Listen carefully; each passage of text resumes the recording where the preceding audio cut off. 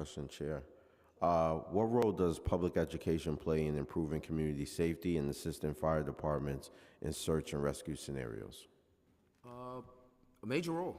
I'd say a major role. Getting the information out there about something as simple as closing the door when you leave your fire apartment is a tremendous lifesaver. I mean, you mentioned the Bronx. I mean, we've had a bunch of these fires. I think of Prospect Avenue, perfect example of a fire where fire was on the first floor of a 5-story building. The tenants fled the apartment and left the door open. And I think we ended up with 13 fatalities in that fire, and not one of them from the fire apartment. That's just a perfect example of a situation where closing the door would have made all of the difference. Also in Twin Parks, it's the same course. situation. Nobody from the fire department was even injured in that fire. If not for the door being open, I firmly believe that nobody would have died in that fire. So that education piece is huge. If the occupants of that apartment had received the education to know that they need to close that door, nobody would have died in that fire. I really believe that. And would love to collaborate with my office to do some outreach in the community if we could do some educational workshops. I think that would be very helpful. And to all the members of the council, I think that would be helpful as well. Thank you, Chair. Thank you. We've also been joined by Councilmember De La Rosa. Councilmember, do you have questions at this time? Okay, so I'm just going to backtrack for a second. We're going to go back to staffing because do fire marshals go out alone or they go out with partners? We all have a partner.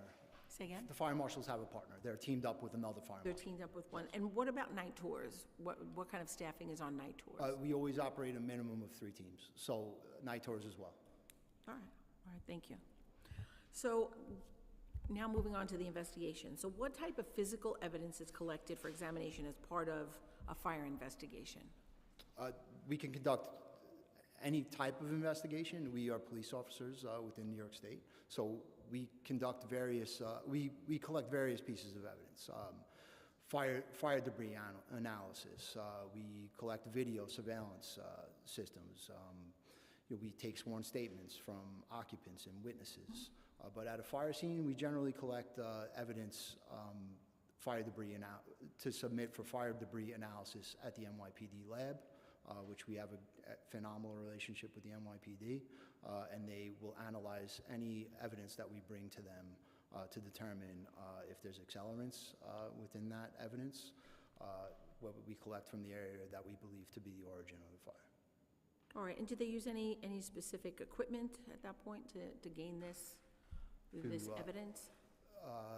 I'm not sure. To collect the evidence? Yes. No real specialized equipment. We just we find the area that we believe to be affected by, if it is an accelerant, and we would take a sample there. It depends on the scene. Every scene is different, drastically different, so it depends on what we would be collecting. Sometimes there's a gas can at the scene.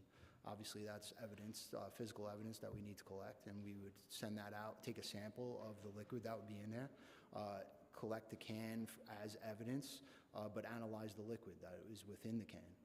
So every scene is different, but we don't collect evidence at every scene, but when we do, we use the NYPD lab to collect it. We've collected physical evidence from suspects that have been, they may have dropped in fleeing from the crime scene. We submit that to the OCME's office for analysis, and they can conduct a DNA testing on that.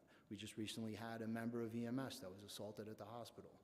We were able to conduct a video surveillance, and we're able to track that individual, and we saw him discard an article of clothing. We collected that article of clothing, submitted it to the OCME's office.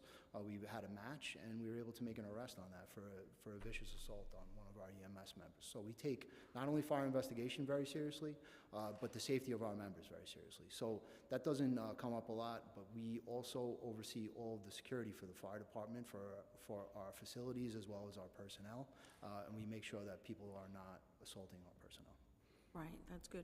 And when the evidence is collected, and it does have to go to all different agencies, whether it's ME or the NYPD, what is the intersectionality between all the agencies for you to access the databases or any type of computer analysis stuff, and usually how long does it take? That's a case-by-case basis. Some evidence comes back rather quickly.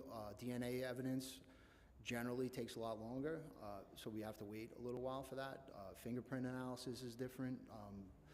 The laboratory analysis generally comes back fairly quickly. We'll get that in about 2 weeks or so.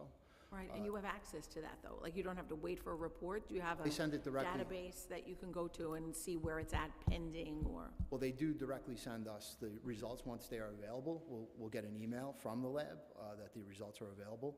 But we recently have gained access to NYPD's Omniform system, which is a great win for us in the Bureau. So each marshal now has their own login to the Omniform system, so we can enter our own complaint reports. A lot of those lab collected evidence goes directly into that complaint report, so we're able to see that as well.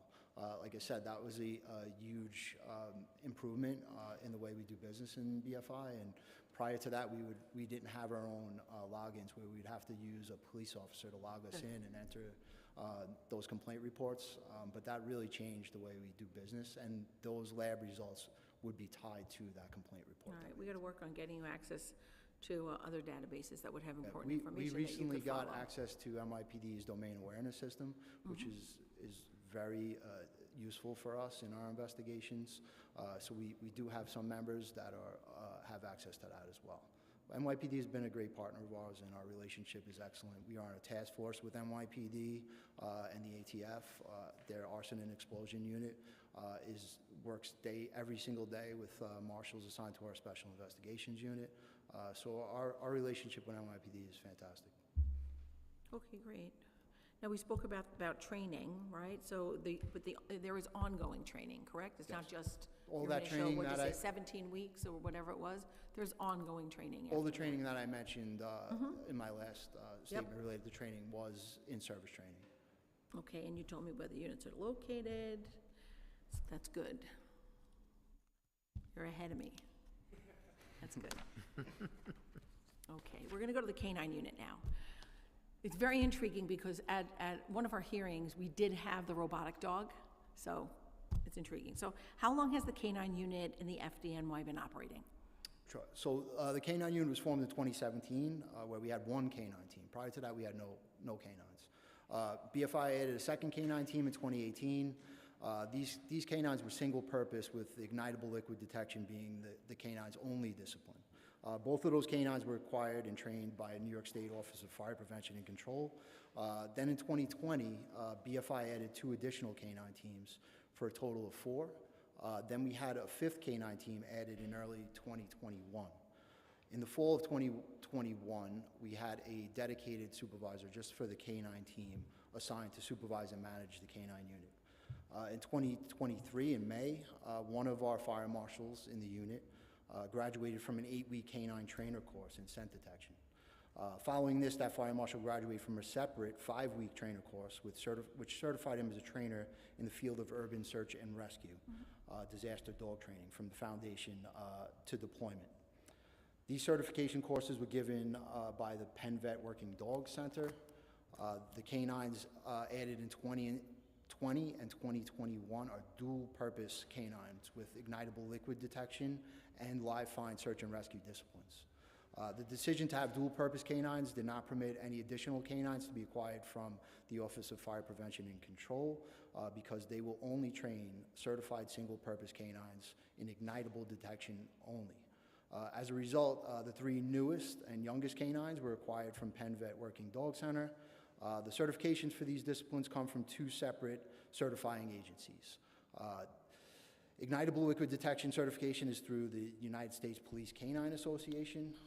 All active K-9 teams are currently certified in scent detection by the USPCA. Live find search and rescue certification is through the Urban Search and Rescue System. Again, all active dual-purpose K-9s are currently certified by SUSAR. That's the State Urban Search and Rescue. The unit trains for competency in both disciplines, scent detection and live find search and rescue, by spending 1 day a week, typically Wednesdays, as a training day. As a certified K-9 trainer, one of those fire marshals oversees all matters pertaining to training. Training days vary to accommodate different training venues. In addition, members will perform daily maintenance training on or off duty, so the dogs need to be trained every single day. This training regimen clearly meets any training recommendations, as most agencies, such as the USPCA and SUSAR, cite 16 training hours per month as the recommended amount of training. The unit also conducts training with other agencies, such as NYPD, New York City Corrections, TSA, inside of New York City, and often hosts canine-related training at the FDNY Fire Academy.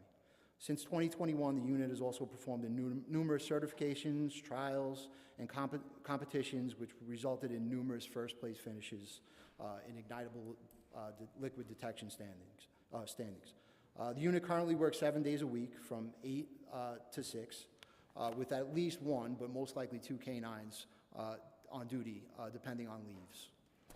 In addition to responding to the fire investigator request for ignitable liquid detection, unit also responds to major technical rescue matrix runs. That's in conjunction with SOC. Those are any serious emergencies that include building collapses, explosions, and aircraft incidents. When the unit is on duty, all major technical rescue responses are dispatched to the unit immediately via the MDT, department radio, incident command app, or via department cell phone. Any off-duty requests for scent detection for ignitable liquid detection, as well as requests for live find, search and rescue at confirmed collapse rescue incidents, result in an off-duty member to respond. Okay, great. You really did expound on one little question. So, you know, we're lucky enough to have with us today Fire Marshal Joseph DiGiacomo, who was there when this first began, and I want to thank him for his service to the department. I know that there was a lot of oversight. He was one of the initial handlers, and he's going to do a demonstration for us today, because I thought if we gave the robot canine a chance, we should give our live canines a chance to show what they do, because they are instrumental. And it is important that their handlers are trained. And so what happens, okay, so I'm a dog lover, I'm an animal lover. So what happens when the handler goes on vacation? What happens to the canine? Like, is there like a canine vet area? Is there a canine, you know? Well, our canines, all of our canines go home with the handler. So okay. They're part of their family. We do not have kennels. We do not have the resources to have kennels within BFI. We do have the option to utilize NYPD's kennels, but that's really not ideal. These dogs are part of our handlers' families for the most part, and they take them home every night. You know, a lot of them have children, and they are part of their family. This isn't, we're not, you know, we're not at war. So, you know, like these are, they do have a very serious job. However, you know, they love their dogs. So they take them home every night, and they care for them as if they would any other family pet. Right, and that's written into your rules and regulations. This is your dog, your handler, you're the handler. You right now, care. we are working on rewriting all of our books, and I believe we are really at the finish line with that. It was a big process to get it done. We were able to secure funding to have a company work with us called Lexipol to rewrite all of our books from top to bottom, and that will have an extensive canine policy within those manuals. And we spoke about training for the fire marshals. What type of training is ongoing and required to keep the canine ready for an investigation? I think I addressed that in that canine statement. There was a lot there. Yeah, I know. Yeah. I just want to make sure. Maybe you just want to try to pick it out for me. I wanted to be comprehensive. Yeah. Yeah. So they train every day. That's the easy answer. We do train every day, and they're required to have 16 hours of training a month, and I think we go well above that. Our units, as I mentioned, they compete in competitions. We regularly win those competitions. I think we're relatively new in the canine world, but I'm very proud of the work that our canine members have done and accomplished. And you know, as you mentioned, the robot dogs are a great PR thing for the fire department, as are our live dogs. I love getting them out, not only to fire scenes to do that serious work, but to do fire safety education as well. I think that goes a long way. I think people listen to your message when you bring the dog out. Our dogs are friendly dogs. You know, they're not force protection. So their continued training is really done by the handler. So the handler is trained, and our trainer. Yes, we have a trainer as well, a full-time trainer, who operates as one of those teams, and they do train together at least once a week. Okay, and they get their qualifications how? The full-time trainer? The trainer, yeah, again, he did go to, he has the qualifications Okay. to train adults, yes. Okay. In both So they live work fine and really inside. hard, so when do they get to retire? It's like a human, same way, right? When you feel that the dog cannot perform its duties properly, if maybe the handler has a medical issue themselves, sometimes it's very difficult to repurpose the dog after. As I mentioned, these are family dogs also, so I would hate to have to take a dog from somebody and repurpose it when that dog has become part of somebody's family. Luckily, being that the unit is so new, we really haven't faced that much, and I believe every one of our handlers loves their dog and would want to keep that dog, and we would accommodate them in that. Right, and are we looking to grow the canine unit with more dogs? As you mentioned, Effective? resources are, we are asking our catching marshals to accomplish a tremendous feat at the base, and I think that's our core competency is fire investigation.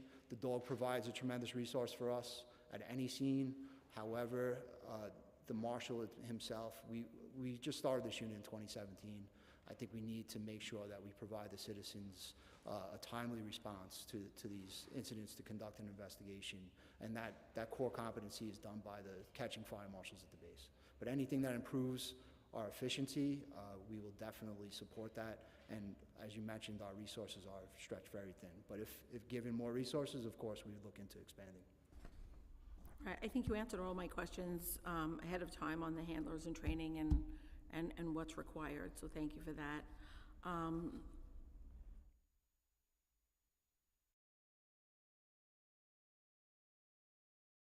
I don't think you mentioned where they're trained. Are they trained at the Rock, or?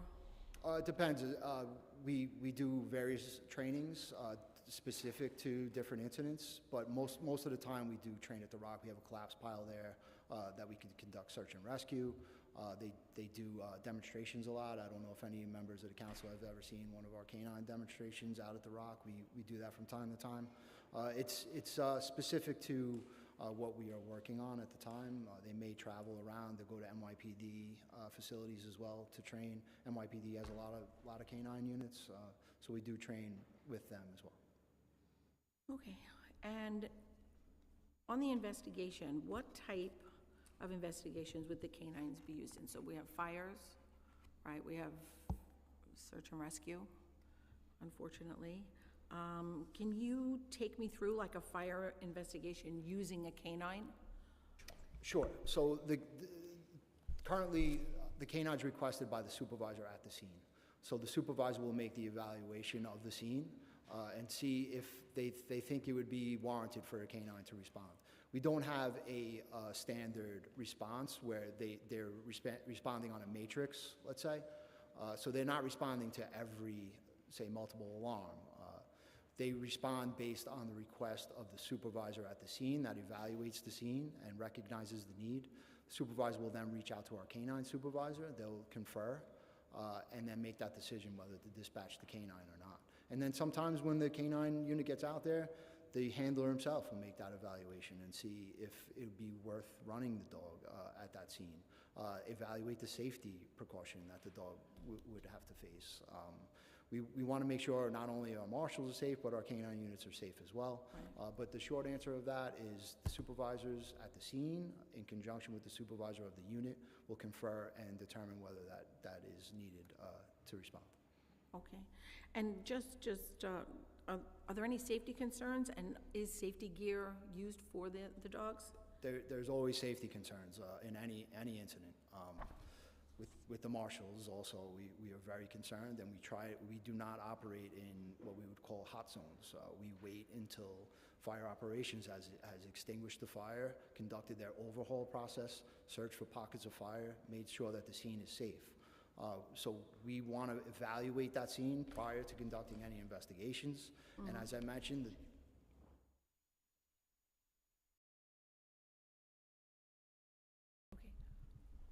we're going to ask you, Chief, just to move the mic a little closer. Sorry. They can't hear you out over in the media. Sure. Yeah, so I hear you just fine. It's just... I'm sorry. So we go there and we'll evaluate that scene. Of course, in every scene, not just the canine-related scene. We have to make sure that we're going to be safe there. So we do provide equipment for not only the canines, but our marshals as well. So we want to make sure that we are operating with best practices when it comes to fire investigation. We'll go there and evaluate every scene, not just for the human hazard, but for the canine hazard. So the canine handler will get there, take a look at the area, because it may be jagged glass on the floor, and we don't want to run the dog. We do have booties for the dog that will cover their feet to protect their feet from any sharp objects. But that determination will be done by the handler ultimately. We're never going to force a handler to conduct a search that does not feel that it's safe. But some of the personal protective equipment that we give to the marshals, we give them a helmet, a regular fire helmet. You keep that helmet when you become a marshal. We also give them a hard hat type helmet with a light on it. They keep a set of bunker gear. That's the fully firefighting gear, structural firefighting gear. We keep one set of those. We're actually piloting multiple other sets of gear that we think may be specific to fire investigation, which actually it would be revolutionary in the world of fire investigation. None exists right now. We would be developing the newest and most revolutionary fire investigative gear probably in the world. So we have 3 sets of gear. We've been piloting that for a year now. And we think we're pretty close to making a decision on what that would look like. Because the bunker gear is generally not the best practice for a fire investigation. It's very hot, and it's not, the dexterity is lost in that as well. And you may be operating for an extended period of time, and it could be bad for the marshal. We give them a pair of bunker boots, which is regular structural firefighting boots. We also give them a pair of tech rescue boots, which is probably better for us to operate in long term. They get one coverall, which is kind of like a mechanic's jumpsuit. They also get a pair of work gloves, and we also provide them with a half-face respirator with P100 cartridges, which we believe would be sufficient in most cold zones in fire to filter out particulates from getting into their respiratory system. And we also give a pair of safety goggles. That's wonderful, thank you. I just want to go back to what you were saying, you were rewriting the rules. Is that for just canine or for all of BFI? The comprehensive rewrite of our books, which hasn't occurred for a while, and we're excited about that, and we're looking to roll that out pretty soon. Timeline, you thought? We're doing internal review right now. It's been done by the company that we work with, Lexipol, and we hope to get that done soon. We're reviewing it internally. Okay, and following all the investigations, and now you have all the information back, do you share those results with fire victims or impacted civilians, or does it remain internally with the courts? How does that disseminate out? Well, we keep it in our database, the BFI database, and we receive thousands of FOIL requests a year, thousands, and we fulfill those when possible, always, but redact them to the point that we need to satisfy those requests. But we do receive many, many requests, fire report requests, BFR requests, and we fulfill them as they come in. But we do not proactively reach out to people to report out on the causes, no. Insurance company that... Possibly, but we don't directly notify the insurance company what that may be either. They would have to request that from us. Make a written request through FOIL, because it has to go through the redaction process. We don't want to share sensitive materials, HIPAA-related issues, or anything that would be precluded by law. So when the marshal completes his investigation, we forward that investigation that has been FOILed to our legal department, and the legal department conducts those reviews to decide what needs to be redacted and what can be shared and what cannot be shared. Okay, thank you for that. Okay, I'm going to now turn over to what my colleague was talking about, which is lithium-ion battery fires. So I know that it's a learning curve, because these are things that have been happening over the last number of years, and we know that it's difficult, right? We're seeing now lithium-ion batteries exploding in the back of garbage trucks. And, we know that many lives have been lost because of lithium-ion batteries, and I applaud the department for, your groundbreaking regulations and changes in policy when it comes to protection for your members when going out and investigating, but more importantly, putting out these fires, because they are a challenge, to say the very least. So to my colleague's point, oftentimes FDNY conducts investigations and they're related to improper storage of lithium-ion batteries and electric mobility devices. When you visit a location that has that, what is the practice after that? Are they confiscated? You know, are you able to confiscate them? Like, how can you protect the surrounding area from people who are bad actors and have these uncertified lithium-ion batteries or, you know, ill-wired electric mobility devices? Yeah, so you recognized our efforts, and I appreciate that, but I also recognize the council's efforts in putting together legislation to Thank you. kind of curb this, and I think it's been effective. I think you're referring to post-fire. These are post-fire or just inspections on there? I think it's post-fire, like you're Okay, going yeah. in, you know, you get a tip. Yes, so go in. post-fire, if we determine that the cause of that fire was a lithium-ion battery, even if we discover lithium-ion battery cells at a location, because not every time that we discover these devices at a fire scene, they're so prevalent within our city, not every time are they the cause. So if they are subjected to fire, they may fail, but they may not be the original cause of that fire. We view these cells as imminent danger to the public.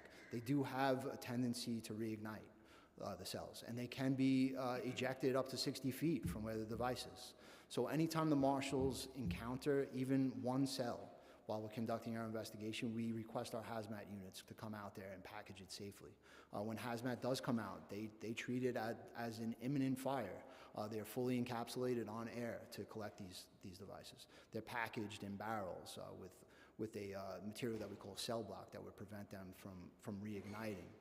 So we treat every one of these as almost an explosive device that could go off at any time. So anytime we find them, we will back out, the marshals will back out, treat it as it could erupt into flame at any minute, and we request that hazmat unit to safely collect that and neutralize it. So all the cells, if we find individual cells, even if they have not been part of in the area of the fire, we treat those as such because they may have been subjected to heat. And it's very hard for us to determine which ones will fail and which ones will not. It's very hard. You have to look internally at these cells, which is impossible. So we treat that very, very carefully and safely. We will not operate in an area where we know that some of those cells are subjected to fire.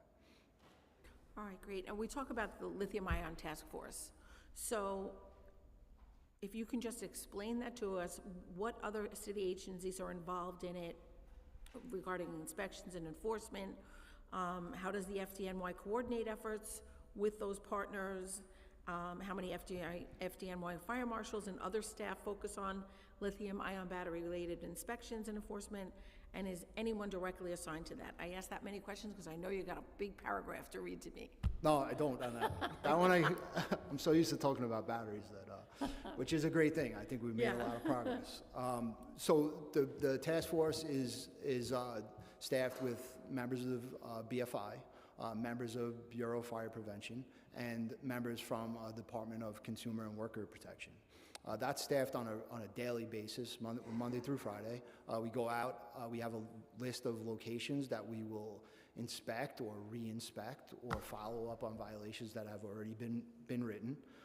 So we have a list of places that we would like to get to every single day. Of course, we may get caught up in one of them that requires a lot of enforcement, and we may not get to that location until the next day. But we staff that regularly with 2 fire marshals that staff on a daily basis. BFP has a minimum of 2 fire prevention inspectors, and DCWP varies. I believe they would have a minimum as well of 2. We do have a supervisor now that has taken over for George, who we lost a couple weeks ago. So we went through an interview process after the loss of George to select somebody else to take his place, and he has recently moved into that role. So they go citywide. Most of those inspections are related to either complaints or commercial establishments that we are aware of. And again, we encourage the residents of the city to let us know about any new commercial areas that have opened shops related to lithium-ion batteries, because I believe they open up almost every day. I appreciate that. Now let's turn to Fireworks Enforcement Task Force. I represent a district that is obsessed with fireworks. Legal shows, which we do, and others that just shoot fireworks for any reason. And so what does the task force do?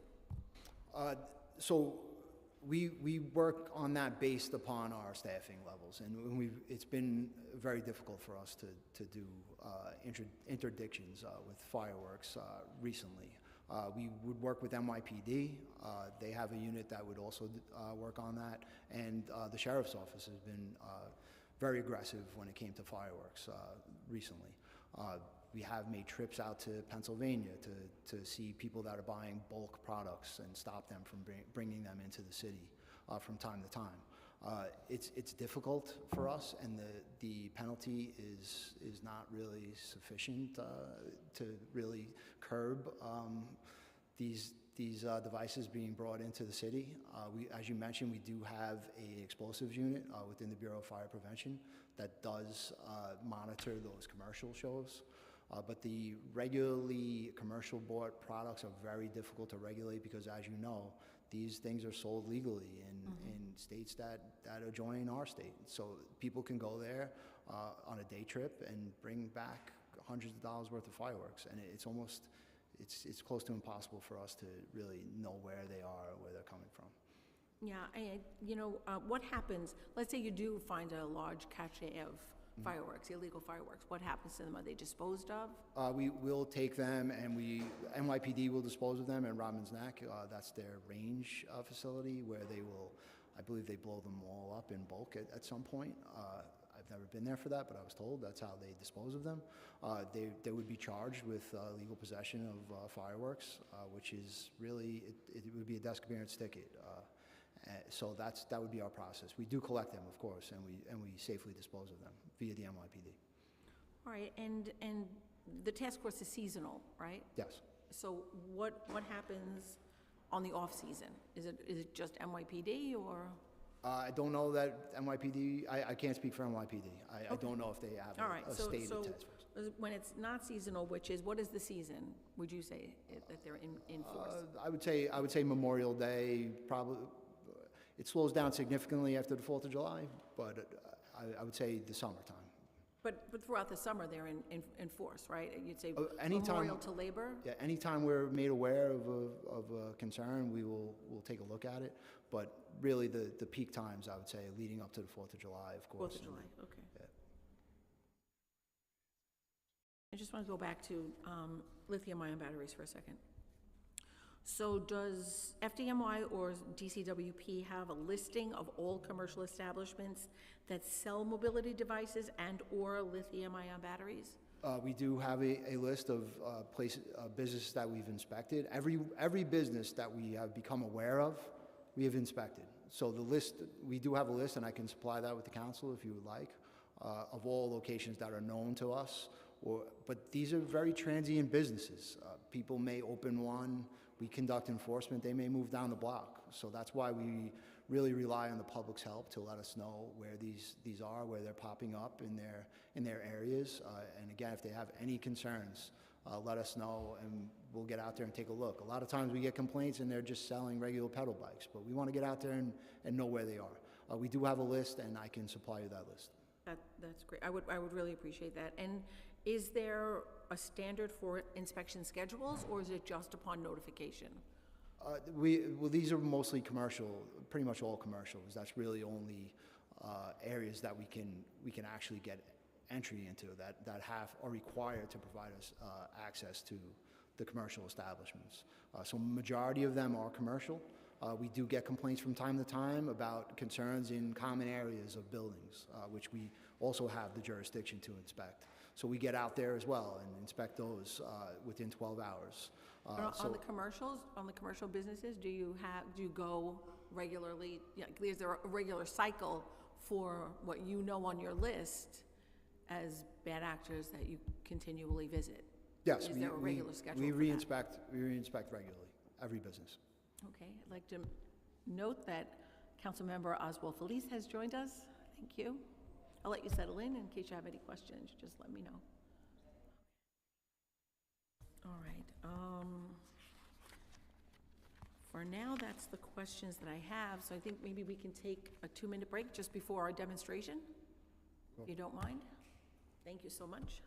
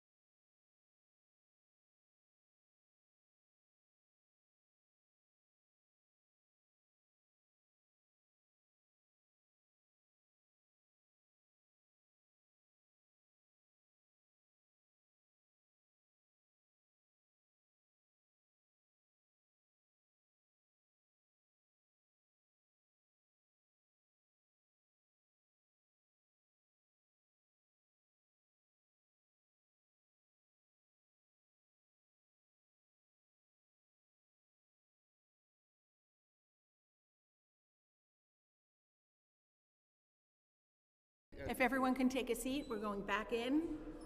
At this point, we're going to open for public testimony.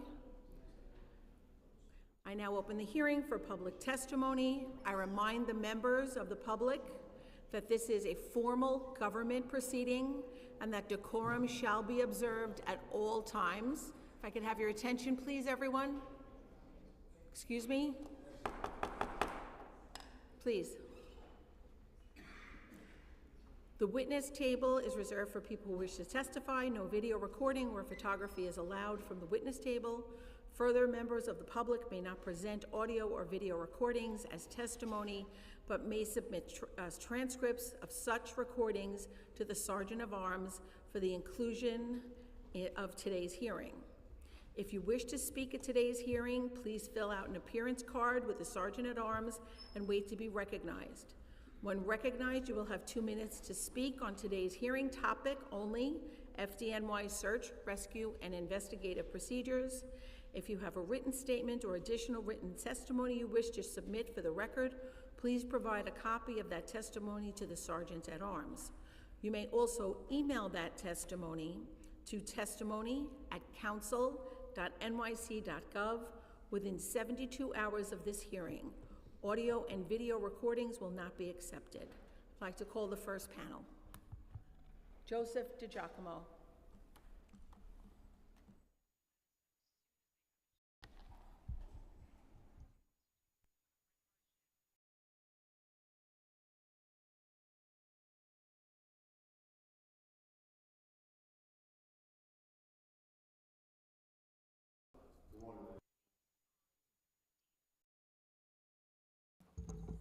Good morning, ladies and gentlemen. My name is Fire Marshal Joseph DiGiacomo. This is Canine Ray. He's a 5-year-old Dutch Shepherd. He's named after Chief Ray Downey, who we tragically lost on September 11th in 2001. He was named after him because of Chief Downey's military service as a Marine. Canine Ray was adopted from the Military Working Dogs Adoption Center, and also that he was the first acquired search and rescue canine in the New York City Fire Department. He's going to do a short demonstration. It should be rather quick, demonstrating his ability and his skills on ignitable liquid detection. Thank you so much. Yes, ma'am.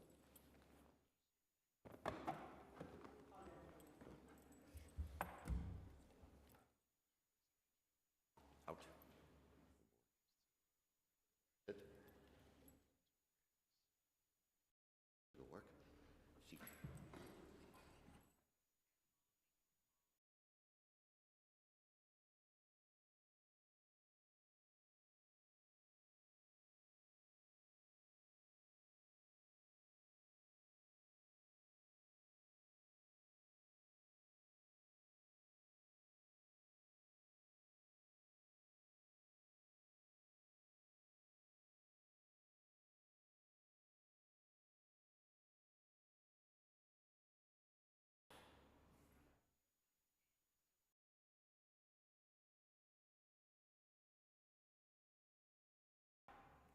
Show me.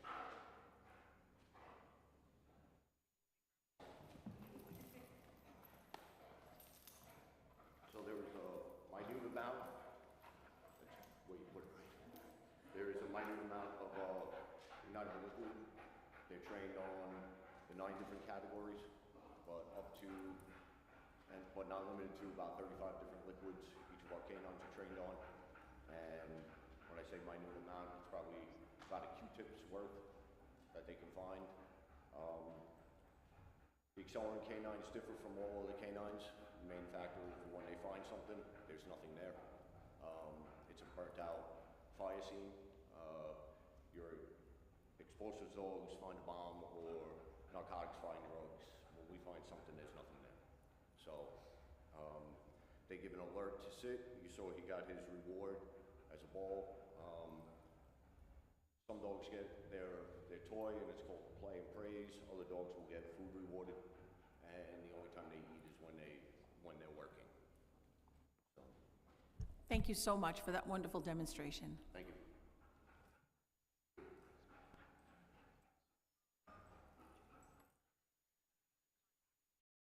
I want to thank everyone who came here to testify. I want to thank the panel for being so prepared and for answering each and every one of our questions more than adequately. And for my colleagues who came today, thank you so much. And again, thank you to Josh Kingsley and Will Hongash, who I couldn't get through a hearing without. Everyone have a great, wonderful, safe rest of the day.